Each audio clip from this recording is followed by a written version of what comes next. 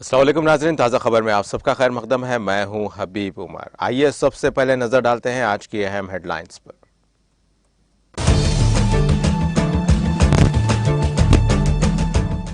रूस से तेल खरीदना हमारे फायदे का सौदा। रूसी वजीर खारजा से मुलाकात के बाद वजीर खारजा एस जयशंकर का खिताब।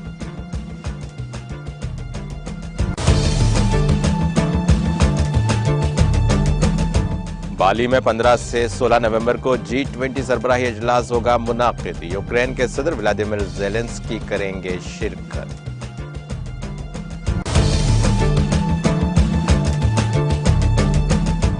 नेपाल में 6.6 शिद्दत का ज़लज़ला, 6 अफराद की मौत, दर्जनों घरों को नुकसान। नेपाल के वज़ीर आज़म ने महलूकीन के अहले खाना से किया ताज़ियत का इजहार। जस्टिस डीवाई चंद्रचूड़ हिंदुस्तान के 50वें चीफ जस्टिस मुकर्रर। सदर मरमूर ने राष्ट्रपति भवन में ओहदे और राजदारी का दिलाया हलफ।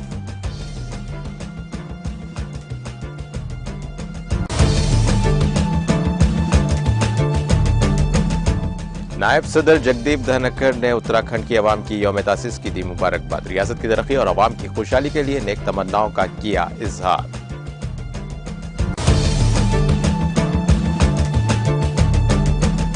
टीआरएस सरकार ने असेंबली की खरीदी की कोशिश मामले की जांच में पेशरफ। मोइनाबाद पुलिस ने किया तहकीकात का आगाज।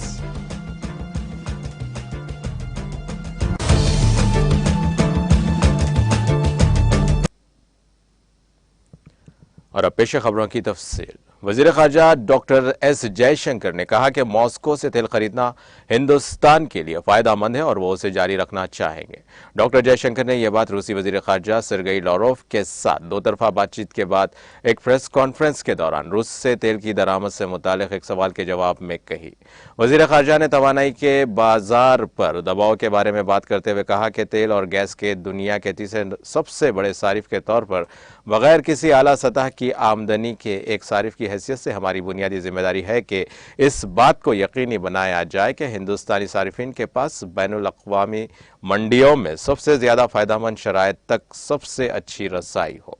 उन्होंने कहा कि इस सिलसिले में काफी ईमानदारी से कहा जाए तो हिंदुस्तान और रूस के ताल्लुकात ने हमारे फायदे के लिए काम किया है, लिहाजा अगर ये मेरे फायदे के लिए काम करता है तो मैं उसे जारी रखना चाहता हूं। जबकि हिंदुस्तान ने यूक्रेन तनाज़े पर बातचीत और सिफारतकारी की तरफ वापसी की वकालत करते हुए अपना मौक़िफ़ बरकरार रखा। रूसी वज़ीर ख़ारजा लारोव ने कहा कि हिंदुस्तान और रूस तारीख़ी रिश्तों से मुत्तहिद हैं जिनकी खुसूसियत बाहमी एहतराम, खुद मुख्तारी, जोग्राफियाई सियासी सूरत हाल, उतार चढ़ाव के खिलाफ मुज़ाहिमत की खुसूसियत है। लारोव ने दो तरफा तिजारत की मुज़वित हरकत पजीरी का खैर मकदम किया और कहा कि दोनों ममालिक जल्द ही 30 बिलियन अमेरिकी डॉलर का सालाना तिजारती कारोबार हासिल करेंगे। रूसी वज़ीर ख़ारजा ने कहा कि सितंबर 2022 तक पिछले साल की इसी मुद्दत के मुकाबले में तिजारती टर्न ओवर में 133% इजाफा हुआ, जो तकरीबन 17 अरब अमेरिकी डॉलर तक पहुंच गया। हमें यकीन है कि सालाना तिजारत बढ़ाने का हदफ रूस और हिंदुस्तान के रहनुमाओं ने तय किया है। 30 बिलियन अमेरिकी डॉलर का कारोबार जल्द ही हासिल किया जाएगा।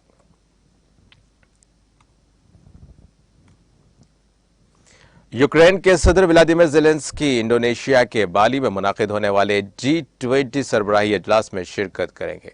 यह इत्तला यूक्रेन की सरकारी एजेंसी सोसपिल ने बुध को सदारती तर्जुमान सरगई नेकफोरोव के हवाले से दी। नेकफोरोव ने मंगल के रोज कहा कि व्लादिमीर ज़ेलेंस्की यकीनी तौर पर G20 सरबराही इजलास में शिरकत करेंगे। इस बात का कवी इम्कान है कि सदर ज़ेलेंस्की ऑनलाइन फॉर्मेट में सरबराही इजलास में शिरकत करेंगे। 15 से 16 नवंबर तक बाली इंडोनेशिया में मुनाकिद होने वाले 17वीं G20 सरबराही इजलास का मरकजी मौजू रिकॉर्डोर गेदर रिकवर स्ट्रॉन्ग होगा। बुध की सुबह मगरबी नेपाल में 6.6 शिद्दत के ज़लज़ले में कम से कम 6 अफराद की मौत और 5 जख्मी हो गए। नेशनल सेंटर फॉर सेस्मोलॉजी के मुताबिक निस्फ शब के बाद 2:12 पर 6.6 की शिद्दत का ज़लज़ला आया और इसका मरकज खापताद नेशनल पार्क था। काठमांडू पोस्ट के मुताबिक डोटी के जिलाई पुलिस दफ्तर में कायम मुकाम chief deputy chief superintendent of police Bhola Bhatta ने बताया कि पूरी चौकी देही म्यूनसिपलिटी के गायरा गांव के रिहायशी 6 अफराद हलाक हुए, जिनमें एक 8 साला लड़का, एक 13 साला लड़की, 2 14 साला लड़कियां, 40 1 साला खातून और एक 50 साला मर्द शामिल है। भट्टा ने कहा कि ये तमाम मुतासरीन जिलजिले के दौरान तबाह होने वाले मकान के मलबे तले दब जाने की वजह से हलाक हुए हैं। काठमांडू पुलिस पोस्ट ने इतला दी है कि काठमांडू और हिंदुस्तान के कुछ हिस्सों में हल्के झटके महसूस किए गए। जिलजिले से जिले में दर्जनों दीगर घरों को भी नुकसान पहुंचा है। उनके मुताबिक 5 जख्मियों को इलाज के लिए मुकामी हॉस्पिटल ले जाया गया है। हिंदुस्तान के दहली, NCR और गाजियाबाद और गुरुग्राम के मलहका इलाकों में भी जिलजिले के झटके महसूस किए गए।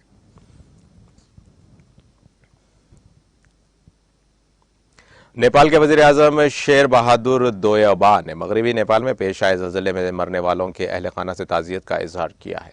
उन्होंने ट्विटर पर लिखा कि ज़लज़ले में हलाक होने वालों के अहल खाना से दिली ताज़ियत का इजहार किया, जिसका मरकज़ मगरिब के इलाके खापताद में था। साथ ही मैंने मुतालिका इदारों को हिदायत की है कि वो मुतासरा इलाकों में राहत और ज़ख्मियों और मुतासरीन के फौरी और मुनासिब इलाज के इंतजाम करें।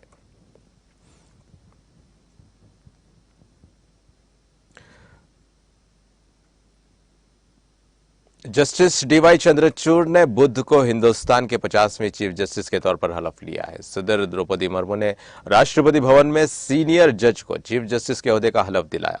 17 अक्टूबर को सदर मुर्मू ने सुप्रीम कोर्ट के सीनियर जज जस्टिस चंद्रचूड़ को चीफ जस्टिस मुकर्रर किया है। जस्टिस DY चंद्रचूड़ धनंजय यशवंत चंद्रचूड़ 11 नवंबर 1959 को पैदा हुए। वो 10 नवंबर 2024 को सुप्रीम कोर्ट के जज के ओहदे के लिए मुकर्ररा 65 साल की उम्र में रिटायर्ड हो जाएंगे। इस वक्त के chief justice of India UU Lalit ने 11 अक्टूबर को मरकजी हुकूमत से जस्टिस चंद्रचूड़ को अपना जानशीन बनाने की सिफारिश की थी। सुप्रीम कोर्ट की रिवायत के मुताबिक आम हालात में सीनियर तरीन जज को चीफ जस्टिस बनाने की रिवायत रही है। जस्टिस चंद्रचूड़ इस सिलसिले में जस्टिस ललित के बाद आते हैं। जस्टिस ललित ने 27 अगस्त 2022 को हिंदुस्तान के 49वें चीफ जस्टिस के तौर पर हलफ लिया है। वो चीफ जस्टिस के तौर पर 74 दिन की मुख्तसर मुद्दत मुलाजिमत के बाद 8 नवंबर 2022 को 65 साल की उम्र में रिटायर हुए। जस्टिस DY चंद्रचूड़ के वालिद जस्टिस YV चंद्रचूड़ सबसे तवील मुद्दत तक तकरीबन 7 साल और 4 माह तक हिंदुस्तान के चीफ जस्टिस रहे। जस्टिस YV चंद्रचूड़ 22 फरवरी 1978 से 11 जुलाई 1985 तक चीफ जस्टिस रहे। तकरीब में वज़ीर आज़म नरेंद्र मोदी के अलावा दीगर अहम शख्सियात मौजूद थे।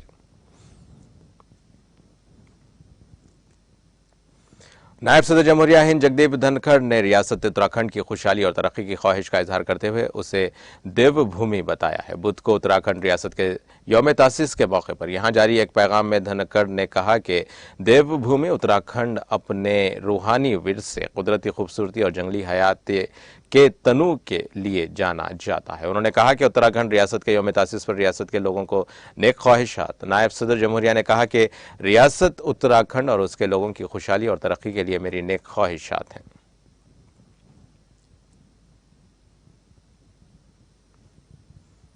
उत्तराखंड में मंगल की देर रात ज़लज़ले के शदीद झटके महसूस किए गए। रेक्टर स्केल पर उसकी शिद्दत 6.3 थी। उससे उत्तराखंड के लोगों में खौफ व हिरास फैल गया है। कुमाऊं में फिलहाल किसी जानी या माली नुकसान की इत्तला नहीं है। ज़लज़ले के झटके ठीक 1:57 पर महसूस किए गए थे।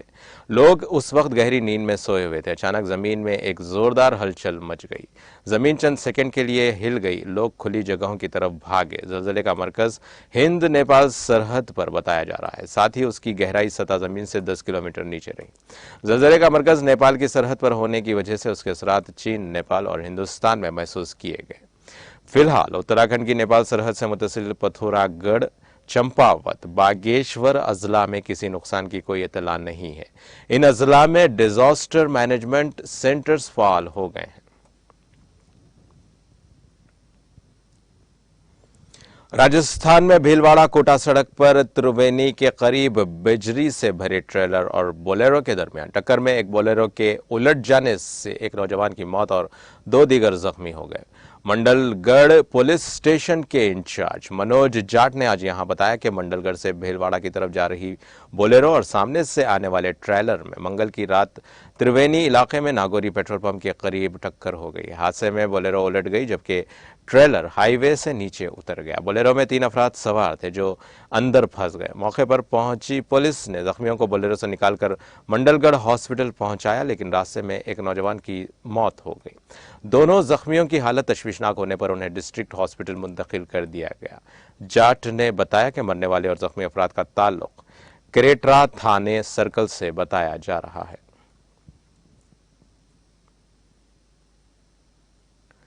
जम्मू कश्मीर के जिले पूंछ के मनकोट इलाके में एक फौजी जवान अपनी ही राइफल से अचानक चलने वाली गोली से जाँ बहक हो गया। सरकारी जराये ने बताया कि पूंछ के मनकोट इलाके में राष्ट्रीय राइफल से ताल्लुक रखने वाला एक फौजी जवान अपनी ही बंदूक से अचानक चलने वाली गोली से शदीद जख्मी हुआ है। उन्होंने कहा कि मज़कूरा जवान को इलाज व मुआलजे के लिए फौरी तौर पर हॉस्पिटल मुंतकिल किया गया, लेकिन वहां डॉक्टर्स ने उनको मुर्दा करार दिया। उनका कहना था कि वाक़या की तहकीकात की जा रही है।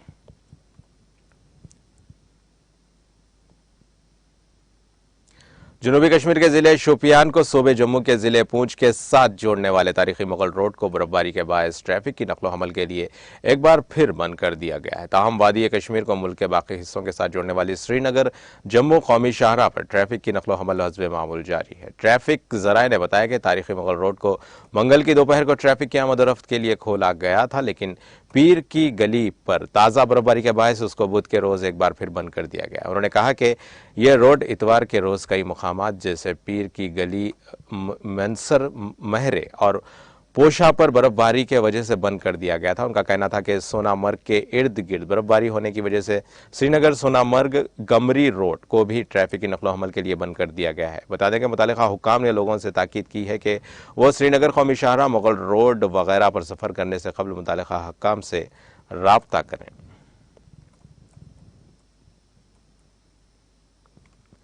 मोइनाबाद पुलिस ने रियासत के हुक्मरान जमात टीआरएस के अरकान असेंबली को खरीदने के मामले की जांच शुरू कर दी है। गुज़िश्ता रोज रियासती हाई कोर्ट की जानिब से जांच पर रोक हटाए जाने के बाद पुलिस ने जांच में पेशरफ्त शुरू कर दी है। बीजेपी ने इस मामले पर हाई कोर्ट से रुजू होते हुए इस मामले की सीबीआई या फिर खुसूसी जांच टीम के जरिए जांच करवाने की ख्वाहिश की थी। गुज़िश्ता माह 3 मुलज़िमीन को अदालती तहवील में दे दिया गया था। वज़ीर आला के चंद्रशेखर राव ने प्रेस कॉन्फ्रेंस में सिलसिलावार वीडियोज दिखाते हुए बीजेपी पर उनकी पार्टी के अरकान असेंबली को खरीदने की कोशिश का इल्जाम लगाया था, जबकि दूसरी तरफ जाफरानी जमात ने इस मामले पर उद्यम जाहिर करते हुए इस पूरे मामले को टीआरएस के खेल से ताबीर किया था।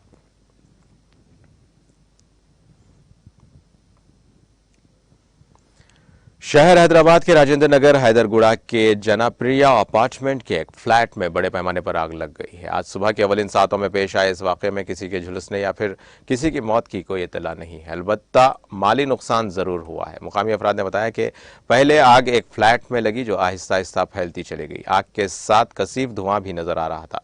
इस वाक़े के साथ ही दीगर फ्लैट्स में रहने वाले जान बचाने के लिए दौड़ पड़े। इत्तला मिलते ही फायर ब्रिगेड और पुलिस मौके पर पहुंच गई और 2 फायर इंजनों से आग पर काबू पा लिया गया।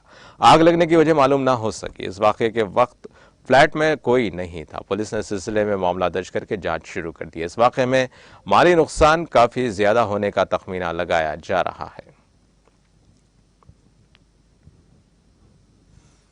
जिले मुल्क में हार्डवेयर के गोदाम में बड़े पैमाने पर आग लग गई, जिसके नतीजे में गोदाम में मौजूद सामान मुकम्मल तौर पर जलकर खाकिस्तर हो गया। मुकामी अफराद के इत्तला पर फायर ब्रिगेड के एहलकारों ने मौके पर पहुंचकर आग पर काबू पा लिया। इस वाक़े की वजह मालूम ना हो सकी है। आग के साथ कसीफ धुआं भी नजर आ रहा था। गोदाम के मालिक ने इस वाक़े पर गहरे दुख का इजहार करते हुए कहा कि इस वाक़े में माली नुकसान हुआ है। इस वाक़े में किसी की मौत या फिर किसी के झुलसने की कोई इत्तला नहीं है।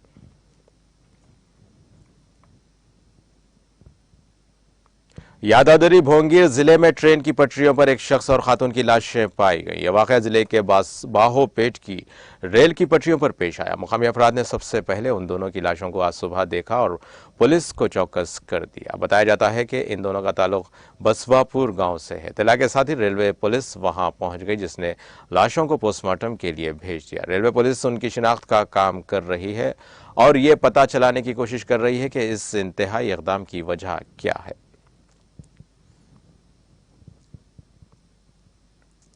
शहर हैदराबाद के अमीरपेट इलाके में एक नौजवान ने बंदूक के साथ हलचल मचा दी। वाकया अमीरपेट के बिग बाजार के करीब पेश आया। इत्तला के साथ ही पंजागुट्टा पुलिस वहां पहुंच गई और इस नौजवान को हिरासत में ले लिया, जिसकी शिनाख्त साई कुमार के तौर पर की गई है।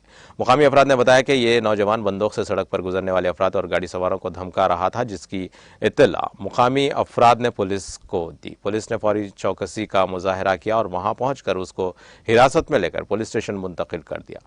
पुलिस ने इसके पास से 6 गोलियां भी जब्त की हैं। पुलिस इससे पूछगछ कर रही है ताकि ये मालूम हो सके कि इसके पास बंदूक कहां से आई है।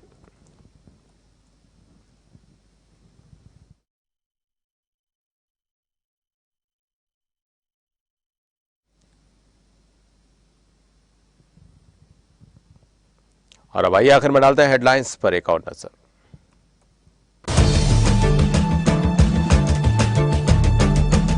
रूस से तेल खरीदा हमारे फायदे का सौदा। रूसी वजीर खारजा से मुलाकात के बाद वजीर खारजा एस जयशंकर का खिताब।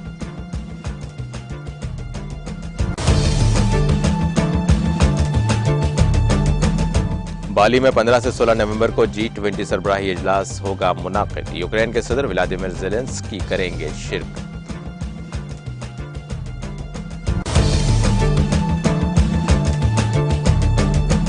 नेपाल में 6.6 शिद्दत का ज़लज़ला, 6 अफराद की मौत, दर्जनों घरों को नुकसान। नेपाल के वज़ीर आज़म ने महलूकीन के अहले खाना से किया ताज़ियत का इजहार।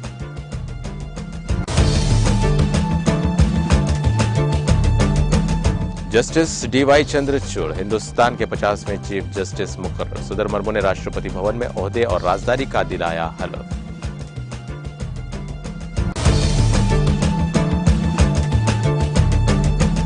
नायब सदर जगदीप धनखड़ ने उत्तराखंड की आवाम की यौम तासीस की दी मुबारकबाद। रियासत की तरक्की और आवाम की खुशहाली के लिए नेक तमन्नाओं का किया इजहार।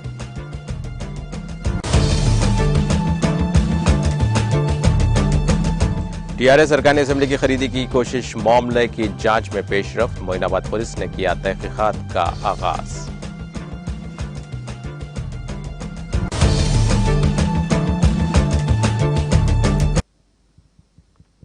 इसी के साथ नाज़रीन, ताज़ा खबर का सिलसिला यहीं खत्म होता है। ताज़ा खबरों के लिए देखते रहें TTV और अब मुझे दें इजाज़त। अल्लाह हाफ़िज़।